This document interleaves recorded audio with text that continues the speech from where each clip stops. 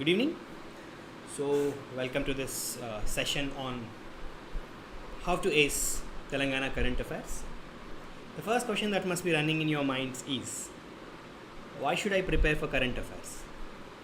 See, some of you may be thinking Telangana is a Group 1 examination, and I also know that a good number of you who are attending this session are also preparing for civil services examination.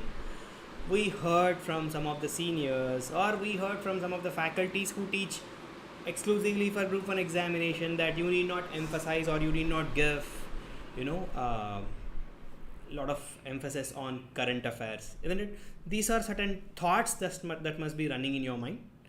But the very purpose of this session is to clear all such, misconceptions. Yes, you have to prepare for current affairs. There are many benefits that would flow from preparing for current affairs.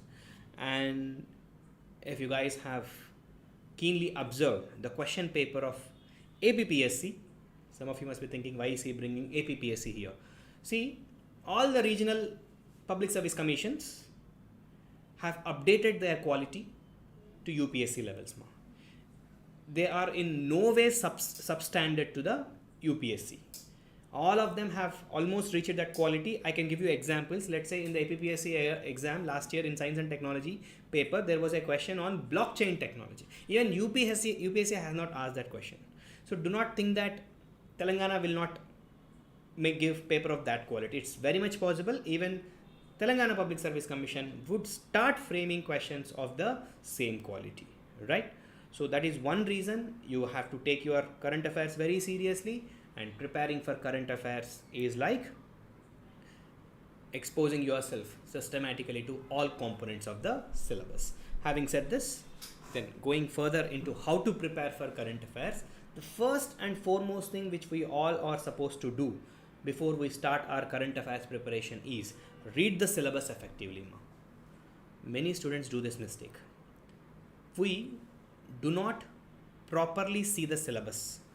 Even now, most of you, or at least some of you, would not have thoroughly gone through Telangana syllabus, Group 1 syllabus, isn't it? Ask yourself honestly, right? See, you are preparing for this exam and you have not gone through the whole syllabus at least once. This happens with most of the students now. I know even students who are giving their second, third attempt in UPSC, but they have not yet gone through the syllabus sheet thoroughly. So I always tell my students this, especially students who are attending my anthropology classes. I insist that all of them come to the second or third session with a laminated copy of the syllabus sheet. See, because syllabus sheet is like it's a compass. It gives you a direction. It will tell you what to read, and it will also give us an indication what not to read. The problem with current affairs, there is a possibility that you might get carried away and you might read or overread things which are otherwise not at all necessary for the demand of the examination, and you might ignore certain very important things which are very much in the confines of the syllabus, thinking that it may not be related to the examination. So the clarity and the direction for preparation of current affairs would always come only when you are thorough with the syllabus. Let syllabus be on your fingertips. For this, one very important suggestion I want to advance is this: have 2 sets of laminated syllabus sheets with you.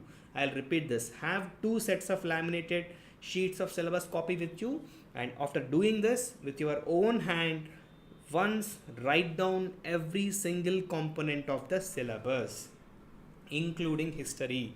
Do not think that history is not necessary. Let's say today you guys would have seen in our Telegram group, I have shared one article on Adi Hindu movement.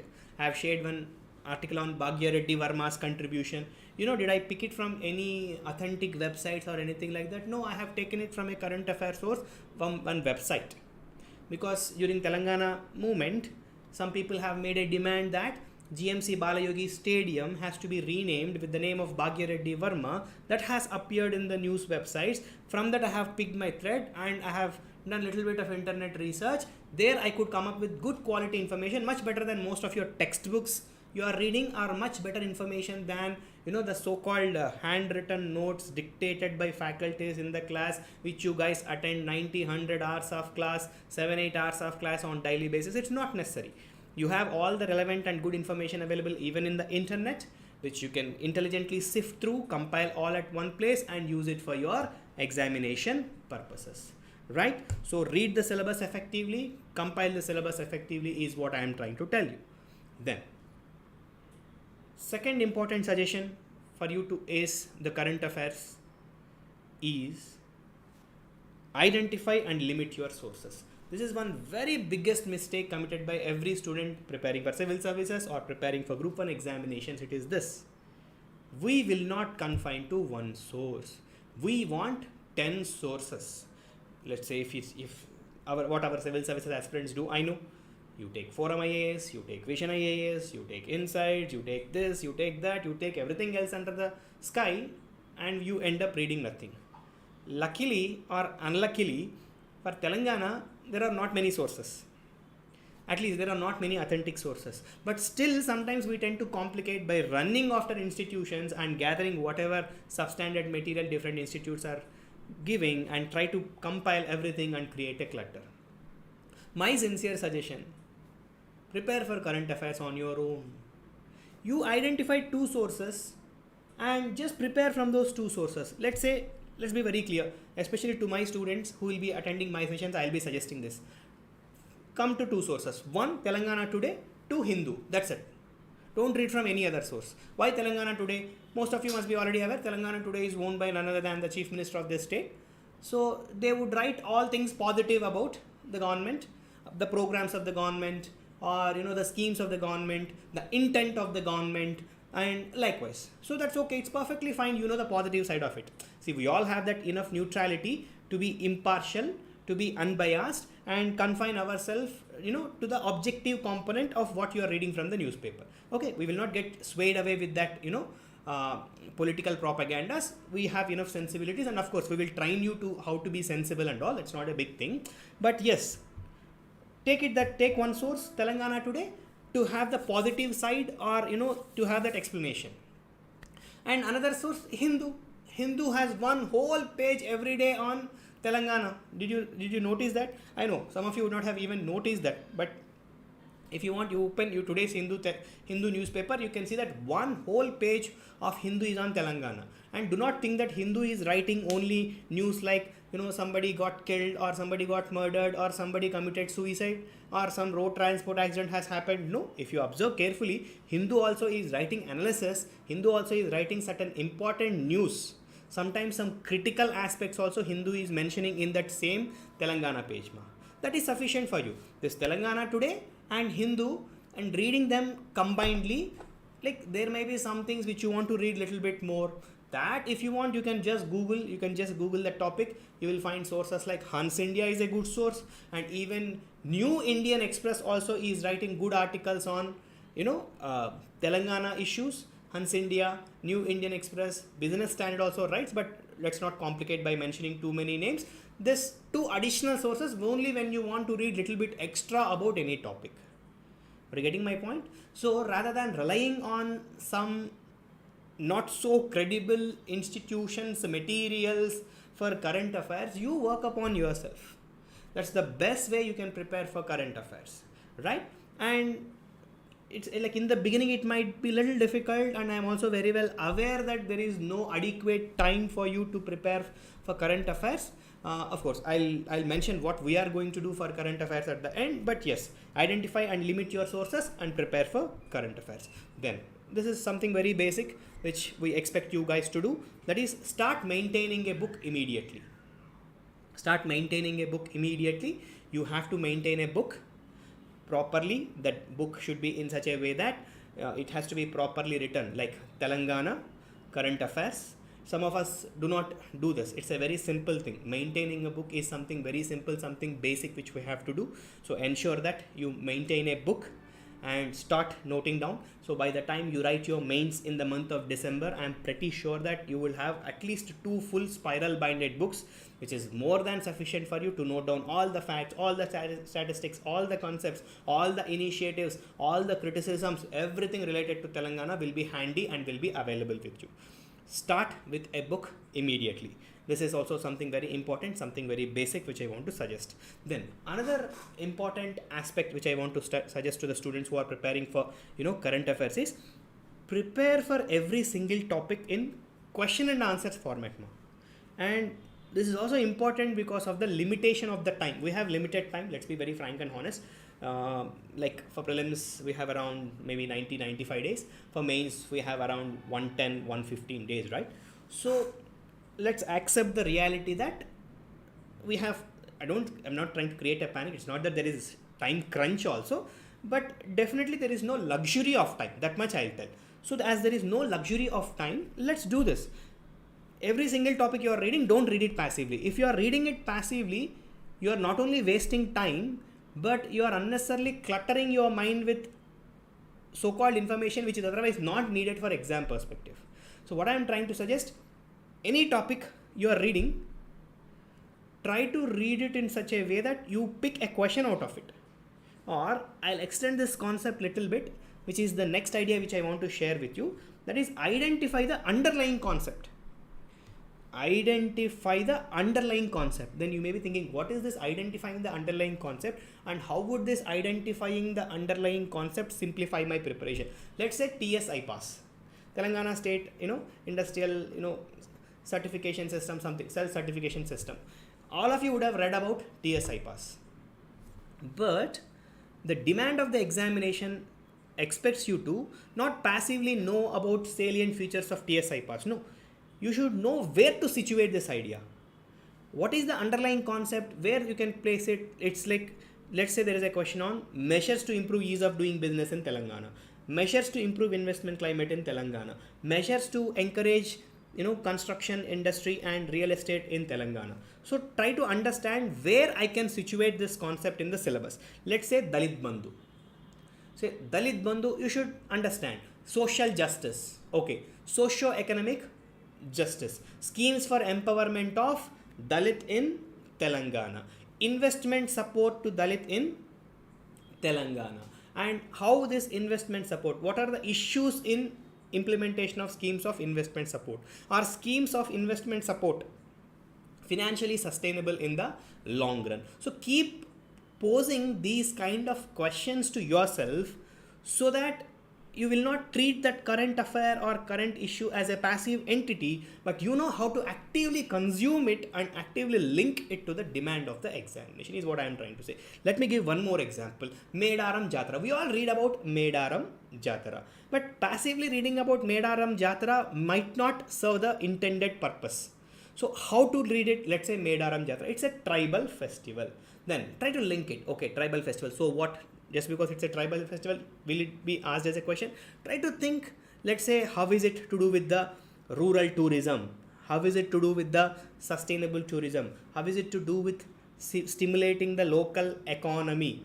Likewise, say how to popularize Telangana culture. How is it to do with cultural revivalism in Telangana? So systematically identify every single current affair or every single current event or current issue which you are reading, situate in the broader syllabus and also situate it in the conceptual framework. If you learn to situate every single current affairs in the conceptual framework, in the syllabus framework, then your life would become easy, and everything you are reading in your current affairs, you will not consider it as a waste of time. You will only consider that it is further strengthening your basics or fundamentals with regards to static subject. First, let's do away with this distinction of current and static. To me, there is no distinction between current and static. What we are reading as part of current affairs is just an extension or a practical manifestation of what you are reading as part of the static subject. Let's say if the issue is happening, governor and chief minister tussle is happening, it is very much within the framework of the federal setup of the Indian constitution, and center state relationship is one topic which we read in depth. So as long as we are reading it just like an issue between chief minister and governor, we might not.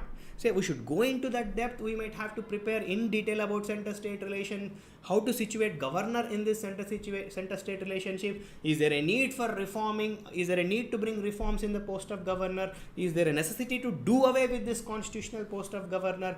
Or is there a need to make governor more autonomous? Or is there a need to involve state governments in consultation before appointment of governor? Is there a need to, curtail some of the powers of the governor so that he will not play with democratically elected governments at the state level? Likewise, try to think and try to situate it in the broader context of center-state relationship. One more example. I want to end with this example.